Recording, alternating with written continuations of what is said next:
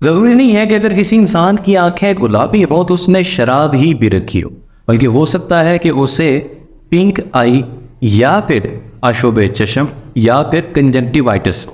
पंजाब में इस वक्त तकरीबन 1 लाख से ज़्यादा लोग आशोब चश्म का शिकार हो चुके हैं। बेसिकली अब सवाल ये उठता है कि क्या होती है कंजंक्टिवाइटिस।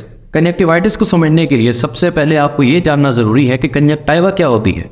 आंखों के सफ़ेद हिस्से के बाहर एक मेम्ब्रेन होती है जिसे हम कंजंक्टिवा कहते हैं, और जब ये सूज जाती है तो इसे हम कंजंक्टिवाइटिस कहते हैं। मुख्तलिफ़ किस्म के बैक्टीरिया, मुख्तलिफ़ किस्म के वायरसेस और मुख्तलिफ़ किस्म के एलर्जिक पार्टिकल्स जब आँख के ऊपर आते हैं तो वो इसे सुझा देते हैं, और जिसकी वजह से हमारी आँख गुलाबी नजर आती है। पंजाब के अंदर जो चीज़ पाई जा रही है वो सबसे ज़्यादा कहा जा रहा है कि सफ़ेद मक्खी की वजह से कंजंक्टिवाइटिस हो रही है। सफ़ेद मक्खी अमूमी तौर पर कपास के ऊपर बैठती है, लेकिन जब उसके ऊपर स्प्रे कर दिया जाता है तो वो वहाँ से फिर हट जाती है और उसके बाद फ़िज़ा में आ जाती है। बिल्कुल बारीक सी ये मक्खी होती है और उसकी वजह से ये हमारे आँखों तक कंजंक्टिवाइटिस पहुँच चुका है।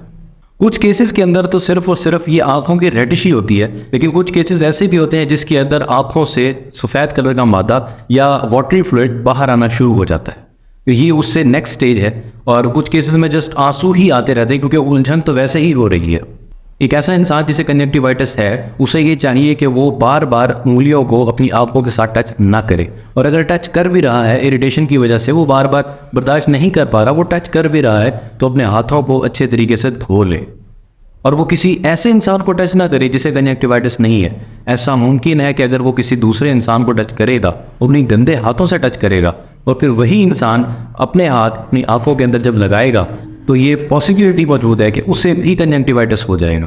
जैसे मैंने बताया कि कंजंक्टिवाइटिस किसी एक वजह से नहीं है, बल्कि इसकी बहुत सारी वजूहात हो सकती हैं। वो हो सकता है किसी वायरस की वजह से हो सकता है किसी बैक्टीरिया की वजह से हो, या फिर वो किसी एलर्जन की वजह से भी हो सकती है।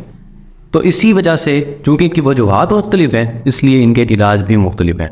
मेरा आपको मशवरा ये है कि अगर आपको आंखों के अंदर सोजिश महसूस हो रही है तो आप डॉक्टर के पास जाएं और जाकर फौरी इलाज करवाएं।